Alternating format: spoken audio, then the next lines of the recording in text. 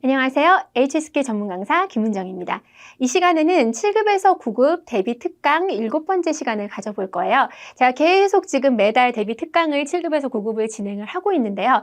우리가 아무래도 7급에서 9급 같은 경우에는 번역, 통역 그리고 작문 부분이 미리미리 준비를 해두지 않으면 단시간 내에 점수를 높이기 너무 어려운 부분이고, 사실 6급을 내가 어느 정도 점수를 나왔다고 해도 번역이랑 통역이랑 작문은 독해는 괜찮은데 이게 어디서부터 어떻게 접근을 해야 되고, 또 아무래도 이게 조금 높은 점수를 받기 위해서는 이게 내공이 없으면 좀 힘든 부분일 수 있어서요. 그래서 차근차근히 지금 대비 특강을 진행해 오는 것들을 여러분이 앞에 것도 다 살펴서 이런 식으로 훈련을 해서 내가 하나하나 쌓아 나가야겠다, 실력을, 내공을 쌓아 나가야겠다는 마음을 가지고 대비 특강을 들어주셨으면 좋겠습니다. 자, 본격적으로 시작을 해볼게요. 자, 매번 제가 대비 특강을 할 때마다 유형을 확인을 합니다. 우리가 뭐 때문에 이 대비 특강을 진행을 하냐면 작문 영역이랑 번역이랑 말하기 시험이 어렵기 때문에 미리미리 이걸 준비를 해두는 거죠. 작문 같은 경우에는 도표를 보고서 우리가 이야기를 써내야 되는 부분이 있고요. 말하기는 이 자료를 가지고 또 우리가 말을 설명을 해야 되는 부분이 있단 말이에요. 그러니까 자료를 분석해서 말할 수 있고 쓸 수 있는 능력을 일단 물어보는구나라는 생각을 다시 한번 확인하셨으면 좋겠고요. 그리고 번역이랑 통역 부분에서 주어져 있는 그 한국 문장을 중국 문장으로 번역하고 통역하는 거는 한국 문장도 이해를 해야 돼요. 그쵸? 중국어랑 한국어랑 두 개에 대한 이해도가 좀 있어야 되고요. 이러한 한국 문장의 패턴이 중국어로는 어떻게 번역이 되는지에 대해서 생각을 하려면 평상시에 중국어 문장에 대한 이해도도 굉장히 높아야 된다는 거, 그거 기억을 하셨으면 좋을 것 같습니다. 작문과 번역과 말하기에 대해서 우리가 대비하는 차원에서 대비 특강을 진행한다는 거 다시 한번 확인하시면서요. 본격적으로 강의 들어갈게요. 문장을 분석을 할 거예요. 중국어랑 한국어 문장을 분석을 해야 되는 이유는 번역이 있기 때문에 중국어에 대한 이해와 한국어에 대한 이해가 모두 필요하고요.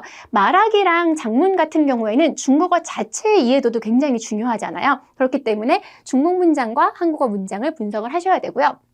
번역 연구의 표현 연구 및 패턴을 가지고 공부를 하셔야 돼요. 중국어 문장을 볼 때 그냥 해석하고 넘어가시는 분들이 있어요. 그러면 내공을 쌓기가 어려워요. 중국어 문장은 패턴이 비교적 명확하게 정해져 있는 것들이 많아서 공부를 조금만 해놓으시면 내가 이런 문장엔 이런 중국어를 쓰면 되지 해서 표현과 패턴 연구가 굉장히 중요하다라는 거. 그리고 아무래도 우리가 말하기 시험이 있잖아요. 그러니까 쓰는 시험을 지금처럼 우리가 쓰면서 번역하고 표현 외우고 패턴 외우고 공부하면서 준비할 수 있는데, 말을 하는 건 우리가 뭐를 글로 배웠어요 이렇게 얘기하는데 글로 계속 배워봤자 말을 쏟아내지 못하면 말하기 시험은 굉장히 어려울 수가 있다는 거죠. 그래서 여러분이 매번 문장을 공부를 할 때마다 한두 문장 굉장히 괜찮은 문장이 있다 싶으면 입에 완전히 뵐 때까지 익숙해질 수 있을 정도로 암기하시는 훈련도 굉장히 필요하다는 거예요. 그래서 평상시에 내가 번역이랑 작문이랑 통역을 공부를 할 때 이 세 가지 패턴으로 좀 공부를 해봐야겠다 생각하시면서 강의 들어주셨으면 좋겠습니다. 자, 오늘의 문장이에요. 제가 아무래도 자료나 도표를 보고서 작문을 하거나 말하기를 하는 부분이 시험 영역에 들어가 있기 때문에 통계 자료와 관련되어 있는 문장을 가져오는 경우들이 있잖아요. 자, 오늘 문장도 비슷합니다.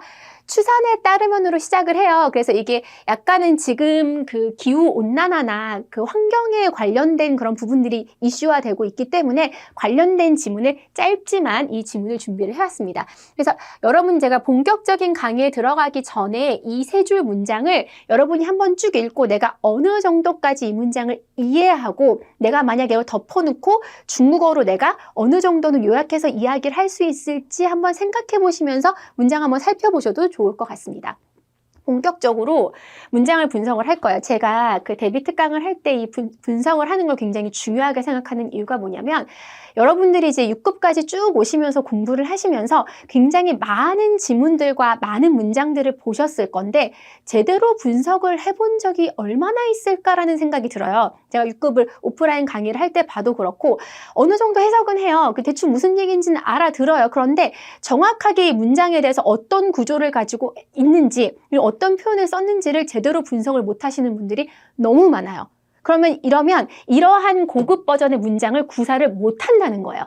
내가 해석만 할 줄 알지. 근데 이거를 쓰는 걸, 이러한 문장을 구사하고 쓸 수 있는 걸 7급에서 9급이 요구를 하잖아요. 그럼 단순히 읽고 이해하는 걸로만 공부를 하면 우리가 번역이랑 작문이랑 통역은 진짜 어려워질 수가 있기 때문에 여러분이 나 이거 해석 다 되는데 근데 해석이 되면 뭐예요? 이 문장을 구사할 수 있을 정도의 능력이 되려면 분석하고 패턴을 익혀야 되는 훈련이 필요하다는 거죠. 자, 한 문장씩 천천히 볼게요. 추산에 따르면 앞으로의 일에 대해서 추측해서 계산해 본 것에 따르면이라는 거예요. 예측에 따르면 이런 표현을 많이 쓰잖아요. 자, 루어는 만약에 뭐뭐라면이에요. 루어보다 고급 표현이죠. 6급에서 많이 봤던 표현이에요. 작문할 때 루어 대신에 이 루어를 쓰시면 조금 더 가산점을 받을 수 있다는 거. 자, 모든 건축의 지붕은이 주어예요. 꼭 주어수로 목적어를 잡아야지 여러분이 문장을 빨리 익히시고 그거를 구사할 수 있다는 거죠. 또 환청, 환은 바꾸는 건데 정이 들어가면 바꿔서 뭐가 되는 거예요.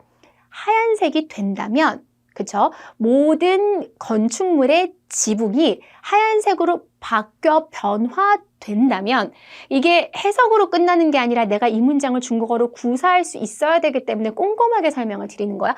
여기까지 했으면 벌써 덮어놓고 이 문장이 구사가 가능해요. 据推算에 따르면 如果 만약에 所有建筑的 모든 건축물의 屋顶이 또 환청 뭘로 바뀌어요? 白色로. 그러니까 분석을 해야지 내가 이 문장 자체를 딱 익혀서 이거를 내가 구사를 할 수 있다는 거죠.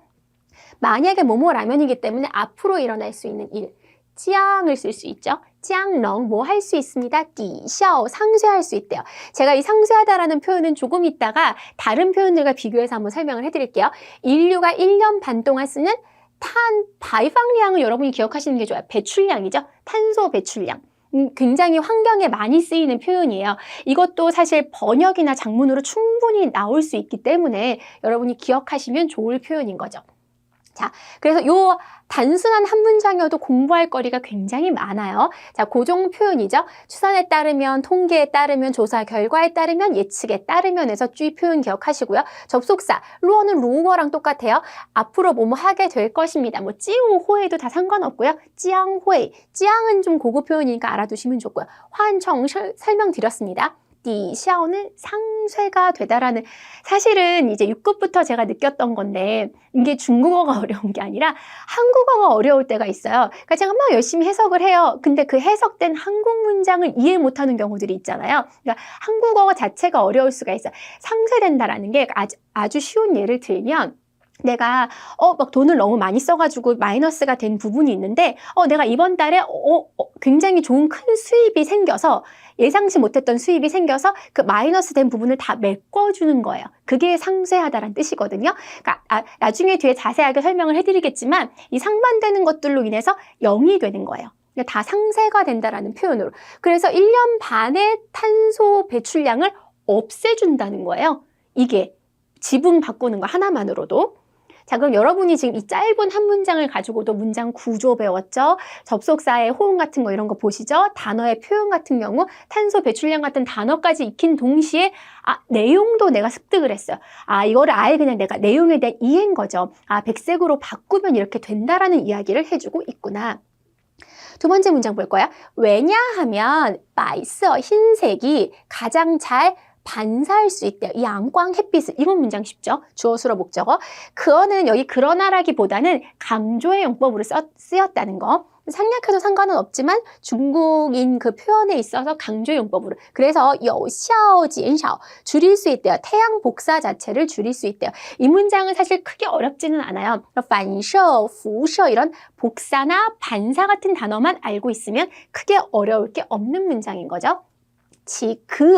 높은 반사율은 지도 사실은 서면어에서 굉장히 많이 쓰여요. 대명사로. 그 높은 반사율은 또 뭘 할 수 있냐면 방 안의 온도를 낮춰줄 수 있다라는 거죠. 그것도 긍정적인 효과로 이야기를 할 수 있어요. 그래서 온도를 낮춰줄 수 있대요. 그 다음에 그리하여 减少 또 줄여줄 수 있대요. 뭘 줄여줄 수 있냐면 에어컨 등의 설비의 사용과 지는 그거랑 똑같은 거 아시죠? 온실가스의 배출을 줄일 수가 있대요. 내가 해석은 돼. 그리고 뭐 온실가스의 배출 이런 것들도 내 바이팡 같은 경우, 온실치디 같은 경우 내가 외우면 되지. 근데 문제는 뭐냐면 항상 수어랑 목적어의 호응이 굉장히 중요하거든요. 근데 제가 아까 말씀드렸다시피 찌앙, 띠가 있고 젠샤오가 있고 디샤오가 있었잖아요. 줄여, 낮춰, 상쇄해. 다 뭔가를 낮춘다는 얘기인 것 같은데 헷갈리잖아요. 어떻게 사용하는 것이 맞는지에 대해서 제가 좀 설명을 해드릴게요. 그래서 여러분이 수어랑 목적어를 같이 보시는 게 좋아요. 단어 하나만 외우는 게 아니라 진짜 중국인의 문장에서 찌앙띠가 언제 쓰였냐면 원도랑 같이 쓰였다는 걸 공부하시면 내가 따로 찾아보지 않아도 온도 같은 걸 낮출 때는 찌앙띠를 쓰는구나. 하강시킨다는 거죠. 낮추는 거. 수치가 있는 거를 낮춘다라는 뜻이 돼요. 띠가 들어갔으니까요. 그러면 온도 같은 거를 낮출 때에 뭐를 쓴다? 비율이나 높낮이, 온도, 원가. 제가 좀 많이 적어놨어요. 온도, 원가, 비용, 지위, 인구 밀도 등의 비율, 퍼센트나 율로 나오는 거 있잖아요. 그걸 낮추는 거는 찌양띠를 쓸 수 있다라는 거. 근데 지엔샤오는 양을 줄이는 거예요. 그죠? 설비를 사용하는 거나 배출, 이런 전반적으로 있는 부피감 있는 양을 줄이는 걸 이야기하는 거죠. 그럴 땐 지엔 샤오가 있으니까. 또 샤오잖아요. 까오 띠고요. 그런 식으로 생각을 하시면 되죠. 그래서 사용 자체의 그 양을 줄일 수 있다라는 거. 그럼 디샤오는 아까 말씀을 드렸죠. 다시 상쇄시키는 거. 그죠? 이게 여기서 부족한 거를 여기서 충당시켜서 다시 0으로 만드는 걸 디샤오라고 한다라는 거. 그래서 여러분이 공부를 하실 때마다 이게 비슷비슷한 단어들은 내가 따로 찾아보고 공부하는 것도 좋지만 문장 자체에 답이 있어요. 그죠? 왜냐하면 중국어는 그 수로 목적어의 호응 관계가 굉장히 명확하기 때문에 그걸 보시면서 여러분이 그래 온도는 이렇고 사용이나 이런 부피감 있는 양 같은 경우는 샤오를 쓰는구나. 니샤오는 이런 식으로 해서 조금 더 추가해서 공부하시면 이게 해결이 된다라는 거. 자, 볼게요. 그러면 이제 여기까지 하면 내가 분석이 끝난 거잖아요. 중국어 문장을 꼼꼼하게 분석을 했으면 번역의 부분이 있기 때문에 우리가 문제를 풀어야 되는 것 중에서 한국어만 이렇게 나온단 말이에요. 그럼 내가 중국어를 어떻게 바꿀 것인지를 이미 중국어 문장이 있는 걸 연습하면 모범 답안이 너무 명확하기 때문에 확실히 내가 도움이 될 수 있다는 거죠. 추산에 따르면 벌써 머릿속에 떠올라야 돼요. 쥐推算 모든 건축물의 지붕을 그죠? 所有建筑的屋顶을 또 환정이라고 얘기했죠. 흰색으로 바꾸면 인류가 1년 반 동안 배출하는 탄소양을 상쇄, 동사 먼저 써야 되죠. 디샤오, 상쇄할 수 있대요. 인류 1년 반 동안 배출하는 탄소양 그대로 쓰시면 되잖아요. 그죠? 人类가 2년 반 동안 발방하는 그 량을 하면 벌써 끝난 거예요. 그러니까 그래서 탄 발방량을 이렇게 할 수 있다. 만약에 요거 써주면. 왜냐하면 이걸 두 가지를 같이 공부를 하잖아요. 중국어 분석하고 한국어를 중국어로 바꾸는 거. 그럼 두 마리 토끼를 한꺼번에 잡을 수 있어요. 그거 기억하시면서 가시면 좋을 것 같습니다. 흰색은 그대로 하시면 바이서는 가장 잘 쭈이능 반사할 수 있다. 반셔 뭐를? 양광을 그대로 하죠. 그리고 태양 복사를 효과적으로 줄일 수 있대요. 뭘요? 태양 복사를 하면 똑같이 양이었으니까 지엔샤오랑 부셔로 가면 되죠. 끝났어요. 이런 식으로 계속 연습을 하시는 거죠. 높은 반사율은 방의 온도를 낮춤으로써 그러면 지가오 반셔리가 뭐한대요? 온도 낮추는 건 찌앙띠 원두였죠.